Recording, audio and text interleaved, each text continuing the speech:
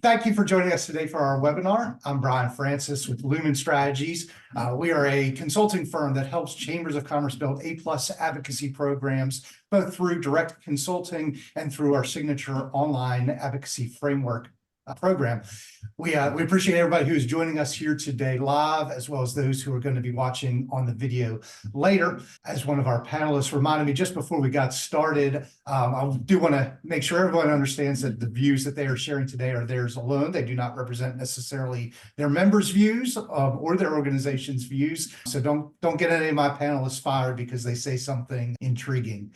As I said, I'm Bryan Fox. I am the founder and CEO of Lumen Strategies. I'm joined today by my two colleagues, Sarah Principe and Brittany Burton. Sarah is our advocacy strategist. She works directly with our chambers of commerce on their advocacy programs and is one of the instructors in our online program. Brittany Burton is our online learning strategist. She takes care of making sure that we're doing everything right for programs like today, for building out our online program, providing both technical and learning support to our participants. And I'm glad to have both of them here with us today. Just real quickly before we get started, many of you are familiar with the topic of advocacy and public policy, but just to kind of set a benchmark, when we talk with chambers about policy and about advocacy, we are really focused on the laws and the regulations that impact the business community. And we counsel our clients to really stay away from politics, especially when you're just getting started. Politics can often be about personalities and people and power, and it's often the reason why chambers shy away from policy, because their members don't want to be involved in politics. And just to make it clear, when we talk about policy, we're really not focused on the personalities, who's in charge. We're talking about working with whoever is in charge to make for a better business climate for your community. So today I'm really excited because one of the things that we hear from people when we talk to them about creating advocacy programs is they're just tapped out on resources and they don't have the funds to really invest in creating an advocacy program. And so we've invited three chamber leaders today who have established advocacy programs within their chamber and have had some success around raising the funds to support those. First, we have Lindsay Keisler. She is the president and CEO of the Chamber of Catawba County, a role that she's had for about 7 years now. For those not from this region, just to give you a little perspective, Catawba County is the home to Hickory, North Carolina, and it's about 50 miles northwest of Charlotte. Just to give you some context about Lindsay's experience and chamber, she leads a team of 6, and she earned both her CCE designation and was recognized as the North Carolina Chamber Executive of the Year by her peers within the last 12 months. So she's doing all right. We've been working with Lindsay for about 3 years now on her advocacy program. Next, we have Paige McKinney, who's the executive director of the Mint Hill Chamber of Commerce. She's been in that role since 2016. To give you a little context, Mint Hill literally borders the city of Charlotte, is located in the same county as the city of Charlotte, but is more of a small town chamber. She, like many small town chambers, has a limited staff. She wears just about every hat that there is to wear for her organization. But she basically led her board this year to make the decision to invest more in advocacy and recently enrolled in our online advocacy framework program. And finally, we have Bryan Fox, who is the vice president of public policy at the Greater Durham Chamber of Commerce. Coincidentally, he's also been in his role about 6 years. I did not do that on purpose, but as I looked at everybody's bio, they've all been in role about the same amount of time. Durham is a little bit more of an urban community. It is the home of North Carolina's Research Triangle Park, and their chamber is the only one from our panels today to have somebody on staff focused on public policy full-time. A couple other things to know about Bryan, and I'll let you decide whether these are features or bugs in his resume. He is both an alumni of the U.S. House of Representatives, having been a staffer there, and he worked with Mike Krzyzewski as part of the Duke basketball program during his time at Duke University. So, panelists, thank you all for joining us today. Let's dive right in. And Lindsay, let's start with you. So you're kind of in the middle on our panelists. You've had advocacy program going for about 3 years. Tell me, kind of going back to the origin, why your members thought that was important and how they have responded since you've leaned into advocacy. Well, Bryan, good morning, everyone. And Bryan, thank you and your team for inviting me to be a part of this panel. You're right. We are kind of in the middle, right? In terms of community size, also chamber. And we're in that spot to where we don't have our budget wouldn't necessarily support a full-time person on our team. And so the advocacy hat was on me, right? And so when I took this role, I stepped in to an advocacy program that I called a C minus. When we took a hard look at ourselves, when it came to being the lead advocate for business in terms of advocating for our local business issues, the issues that matter to them from the local, state, or federal level, we weren't effective. I mean, we had some well-intended energy is what I called it, well-intended energy. We did some typical programs like forums and events, but when it came to truly moving the needle and impacting and influencing pro-business policy, we weren't that effective.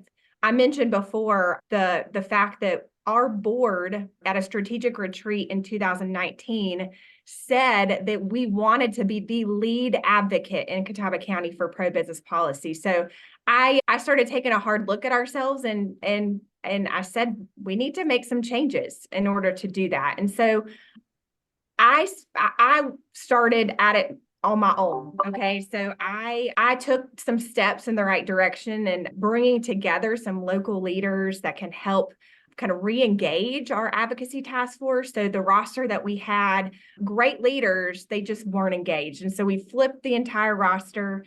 We also then did an advocacy survey for the first time, asking our partners, what are those issues that are concerning to them? What are those issues that have significant impact or potential impact on their business? So we gathered some information, and we even adopted our first legislative agenda, our local legislative agenda. This is all work that I helped lead alongside of this advocacy task force.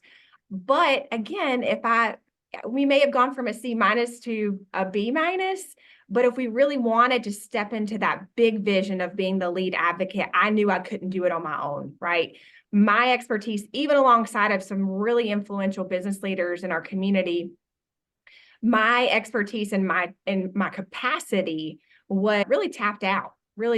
And so I knew we had to invest more, right? Whether it was time and energy, but also resources and treasure into truly leaning into that identity as the lead advocate. So, but that took a sales job, right? It took a sales job for myself first and crunching the numbers and trying to make it work and trying to identify ways to fund it. I know we're talking about that today.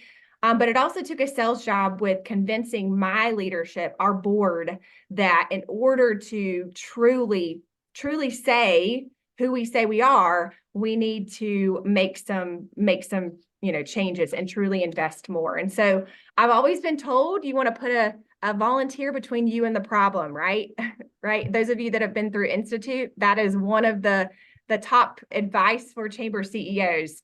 So I brought to sell it, I used my leadership to sell it. So I have a very influential business leader in the community that came with me, and we gave the business case, and we said, we can't afford not to do this, right? And we certainly can't achieve the goals we've set to achieve for ourselves if we don't make this investment.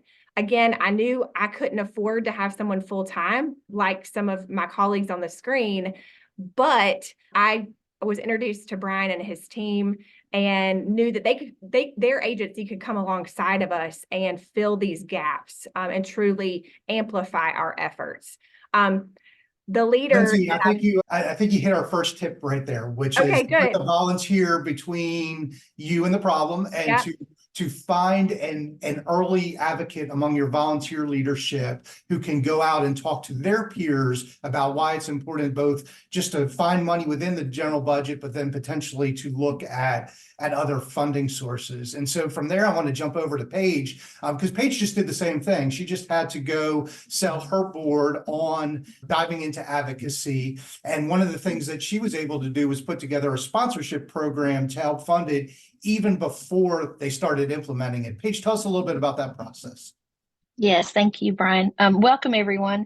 I was so glad to hear there's so many people here that are not just in the South. So you all have a great treat today. Everyone here in North Carolina will be speaking their best Southern slang to all of you. But thank you for having us today, Bryan and team. So I've known Bryan for about 3 years now, and every time we were together, I would say, we really can't afford to do this right now to bring you on staff with us. We know that that's a huge chunk of investment and very valuable, but we're just not ready. So every time I would see him, I would go, we're just not ready. We're just not ready. So when this advocacy framework program came along, I knew that that's what I wanted to be a part of. And it is an investment. I knew that we were going into our retreat and approving a budget. So I reached out to Bryan when he presented the advocacy program. And I told him, I said, this is what I'm going to do. I don't like to be told no. I like to have a solution before we go into somewhere where there may be an option of a no. So I would like to propose that anyone that wants to invest in this wonderful program that is so important to our community, that we offer 2 tiers of an investment. You can invest at $1,000 tier or a $500 tier. And for that investment, you also receive a seat at the table of that committee. So you'll receive an invitation to be a part of the decision makers and that legislative agenda that we want to create for our community. And I thought that that was a good plan to go in. I invited Bryan to come to our retreat because who better to be able to communicate your program than the person that developed the program. I knew that if it was left up to me, I would fumble through it. I would leave out some key information. So I invited Bryan to our retreat. And because he explained it in such a way, we do live in a small town that is nestled in between larger towns in Mecklenburg County and in the Charlotte area. And we have some key officials here that believe that the chamber is more of a party organization. So I wanted to get away from parades and festivals and start getting some great meat and potatoes. And I knew that Lumen Strategies was the perfect organization to do that with. So when we left our retreat, we have 15 board members and 1 immediate past president. The entire advocacy framework program was funded before we even left our retreat. So when Bryan left, he gave a wonderful presentation. He knocked it out of the park. And when they left, they were like, we have to do it. So I felt like if I had brought that to the directors, it may not have landed as well as it did. But he put it in such a way that they understood it and they understood the value. And so we have some very key leaders that are a part of that program and some influences and great volunteers. So I'm grateful that we came up with that strategy, but also was very grateful to Bryan and his team for kind of presenting it in a way that we really couldn't pass on it. It was a no-brainer to jump on board. So thank you, Paige. Can you give us a little bit of an idea of scale? So you talked about a $500 or $1,000 sponsorship. What is your base level membership, and what is the most that a member typically sponsors in your organization, if you don't mind sharing? Absolutely. For a membership, our first tier is $300 a year investment.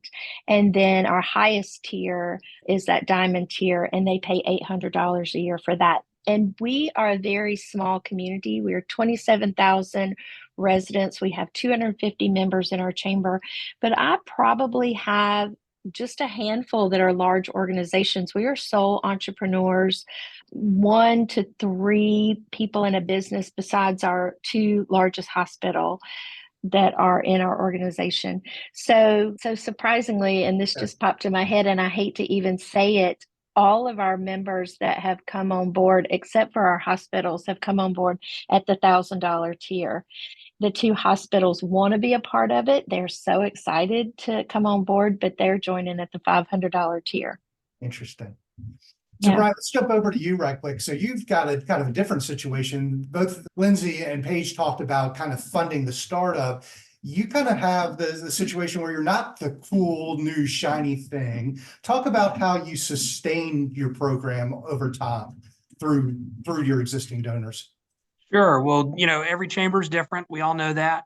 I do think we're all economic developers to some degree, and people think about things like Amazon HQ2 and the sexy business recruitment stuff, but that's really the offense that folks provide in the economic development sphere. Public policy is kind of the defense, as I like to think of it, and really critical to business expansion and retention within your membership and within your community in general. So I was fortunate to step into a role that had been around for a while, but the policy landscape is always evolving. In spite of my background working for a local congresswoman, there's this spectrum of federal, state, and local issues that any one of us could get involved in at any time, and any of our members may think are critical at any time.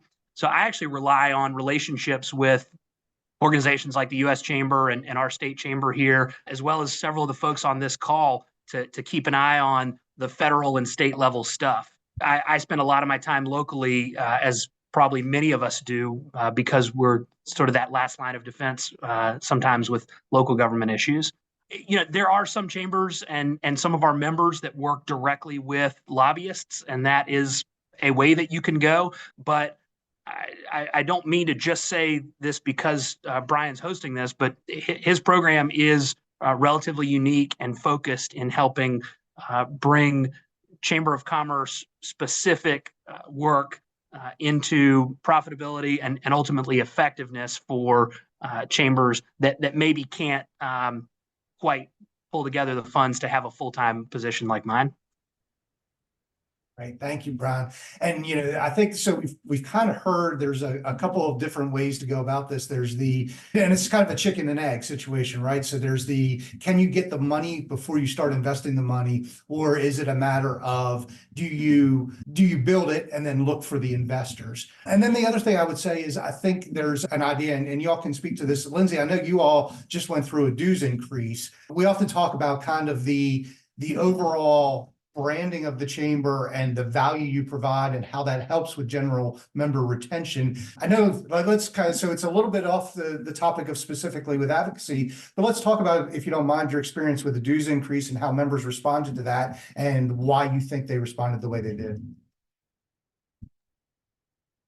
I think it comes down to value and relevance. I tell my team every day, our pursuit of value and relevance is a daily commitment, right? And so, how do we know we're relevant, right? Our purpose here, is to address the most critical issues impacting business. And our partners know that. They know if we're doing it for them, right? They know if we're being effective based on their perceptions of the work that we do. And advocacy certainly has played a huge role in that for us. I'm sure like some of you, we do an annual partnership survey. And so we're asking them the issues that impact their business and trying to understand and make sure that we're being nimble and relevant and responsive to those needs. But at the same time, we also ask some perception questions. And with that, we try to keep those questions pretty consistent year to year to give us benchmarks, but also see where we've changed or where we've moved the needle and shown improvement. One of those in particular, the statement we asked, we said, rate your agreement on this question. The Chamber of Catawba County is an advocate for pro-business policy on all levels. So back in 2019, when we asked this question for the first time, 74% of respondents said yes. Not great, right? It aligned with how I graded our advocacy program back then.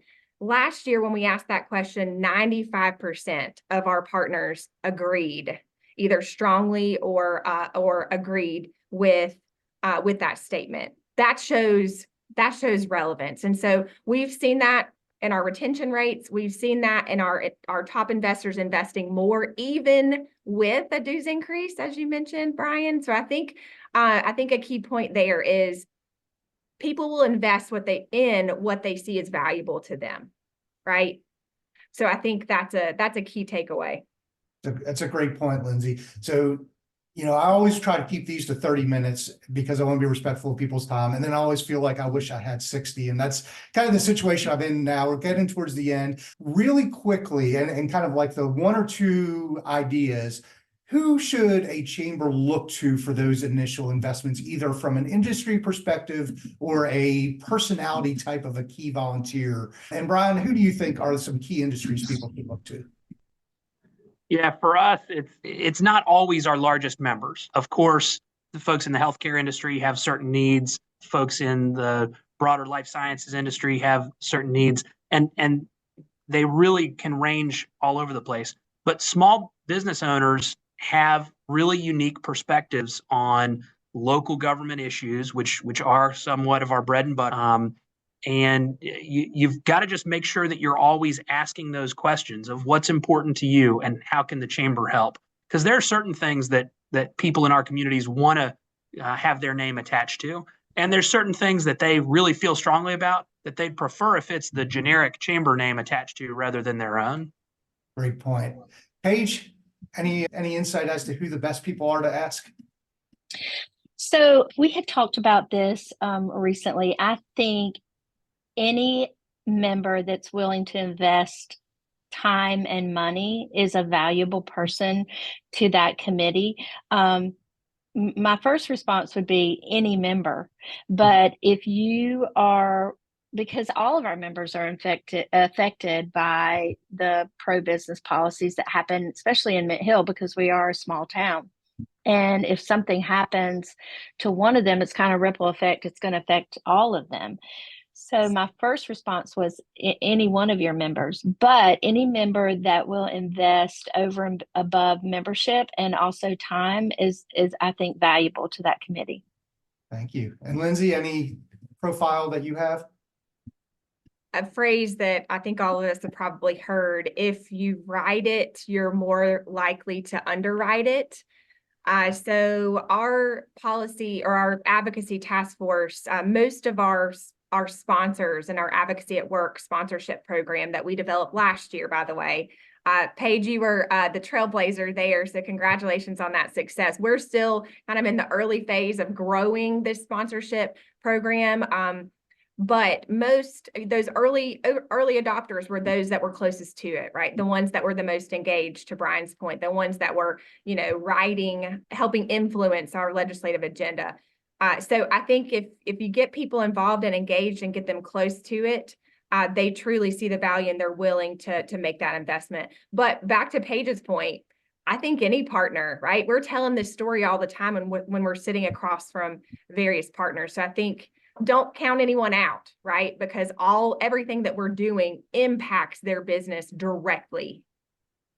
That's great. And the last little suggestion I would give, look to your members who were the first to buy the Tesla, who are always the first to get the newest iPhone, who are always the first to get the newest gadget. Those early adopter people will often invest in something before they know exactly how it works, but they're intrigued by the possibility. And so if you can lay out a vision for the possibility, they'll often invest in it before they even see what it's going to be. We're getting to the end. I think I see a hand up. Was there any questions that anybody had for our panelists before we close?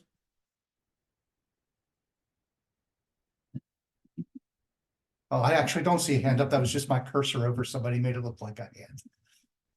I will get the hang of Zoom sometime in the next 5 years, I'm sure. Well, thank you all for being with us today. In closing, we're going to put a couple of links into the chat that we'd love for you to check out. One is our company webpage, and the second is our advocacy framework product, if you'd be interested in checking that out. But most importantly, we'd love if you'd take a minute to answer a brief survey about this webinar. We're always trying to find ways that we can provide value to chambers to help you move forward in the advocacy world. And we'd love to hear whether this was impactful to you and what topics you'd like to hear about in the future. We'd also like to invite you to our next webinar, which will be in March. It'll be March 28th. We're going to do that one at 11 a.m. to make it a little bit easier for some of our West Coast folks to join in. And that webinar will be Friends, Frenemies, or Worse, Working with Your Local Government. So we think that's a relevant topic to many chambers, and we can't wait to discuss that a little bit further. With that, again, we appreciate you spending some time today. Feel free to reach out to us at any point if you have a question about advocacy or if there's anything that we can do to help. And until next time, once again, I'm Bryan Francis from Lumen Strategies, and we appreciate you being with us.